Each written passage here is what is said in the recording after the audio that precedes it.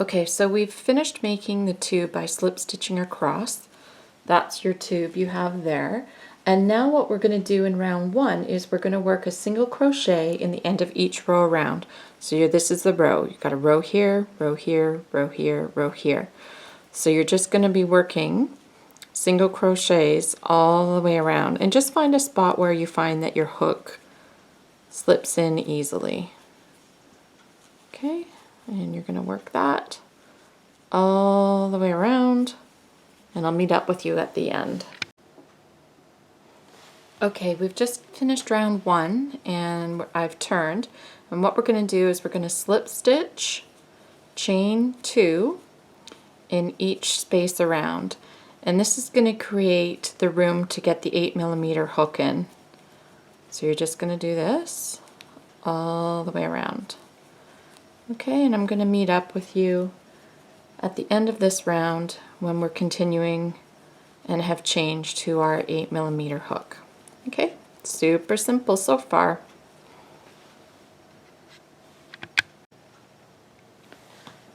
Okay, we're at the end of round 2 now, and what we're going to do is we're just going to join with a slip stitch, and we're going to chain 2. And you got to check and make sure that you have 34 chain 2 spaces. Next, all we're going to be doing is working a half double crochet in each of these chain 2 spaces around. So we'll just work those in. And then we're going to get on to the leg part, and that's the funnest part of all, because that's when you get to see the pattern beginning to form. The demonstration I'm going to be doing 3 colors, and then that way it's easy for you to see the the exact stitches that you should be working into. So you can just work all the way around, and I'll meet up with you again. Okay, I'm at the end of round 3. I've done all my half double crochets, and I'm just going to join with a slip stitch. I've just decided to make it a tricolor stocking so that you can see the colors, the stitches easier. So I'm going to switch to my cream yarn at this time. So I've joined with the slip stitch, and I'm going to chain 3. So that's 1, 2, 3. This is going to count as your first chain stitch double crochet, and this is where we're going to start to work our pattern. So I've chained 3, and I'm going to skip my first stitch, which is this stitch right here, and I'm going to place the double crochet right in there. And then I'm going to chain 1 again, I'm going to skip this, double crochet in next stitch. Okay, and we're just going to do that all the way around. And then I will meet you at the end of round 4 for round 5, and I'm going to change my color to red when I get to round 5. Okay? Okay, so we're back at the end of round 4, and we're going to just double check that we have 34 stitches here. So what I do is I count each one of these as 2 stitches, because for every double crochet you have a chain. So we've got 2, 4, 6, 8, 10, 12, 14, 16, 18, 20, 22, 24, 26, 28, 30, 32, and 34, because remember the first double crochet, the first chain 3 was considered your first double crochet, chain 1. Okay, and I'm just going to grab some red yarn and I'll be back to show you the color change. Okay, we're at the end of round 4, and we're going to be joining with a slip stitch, and this is where I'm going to be changing to my red yarn. Now also note that I'm pulling all my tails now to the inside of the stocking. You want to make sure you keep all of your yarn to the inside now so that it's nice and tidy. So we're just going to finish the slip stitch with the red. I'm pulling these nice and tight. I'm going to chain 1. And then I'm working back, because we have to turn, I'm working back the other way.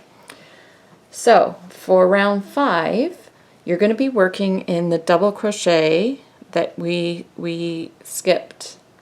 We're going to be working in the skip stitch under the chain 1 space. Okay, so once we turn our work, we're going to be working into this stitch that we skipped when we made our chain 1 space. So I'm just going to do a yarn over and do a double crochet right into there and bring it up high so that it's even with your stitches. We're going to chain 1 and we're going to work in that next stitch that we skipped under our chain 1 space. Okay, and we're going to do that all the way around. Okay, so that is how we're going to work round 5. I'll work all the way around and then I'll meet up with you again.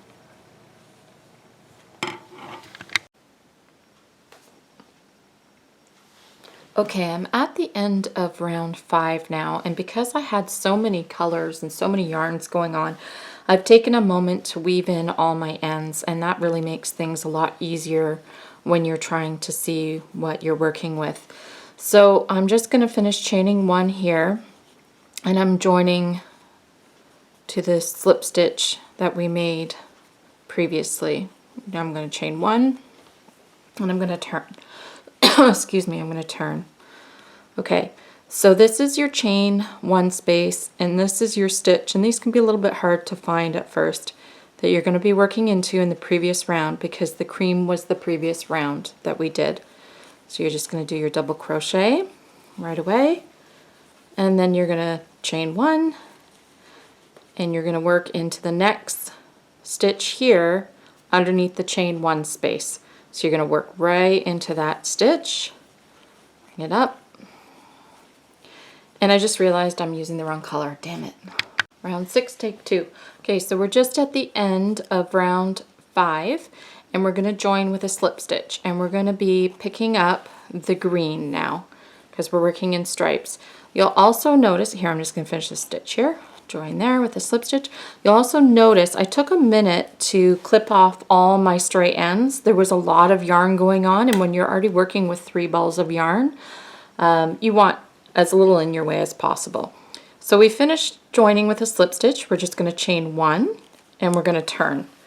Now we're going to be working into the stitch that we skipped underneath the chain 1 space, and this is going to be your cream. We just worked the cream round, so we're going to double crochet in there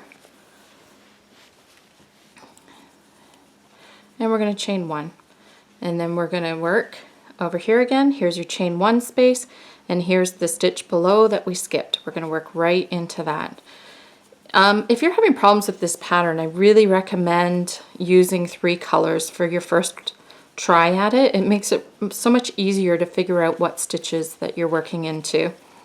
Okay, so you're actually going to continue this pattern exactly the way that we've been doing onto round 19. I am now using a row or a round counter because it can be difficult to keep track of all the rounds that you're doing.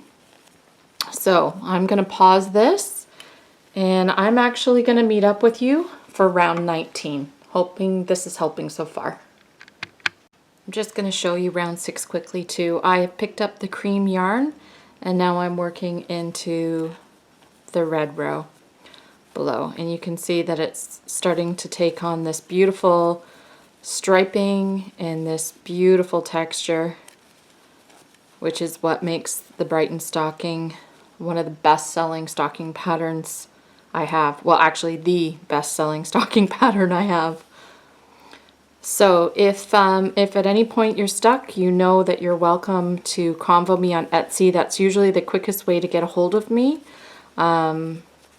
If I have my phone on me, I will get an alert and I'll get back to you as soon as I can, which is normally fairly quickly.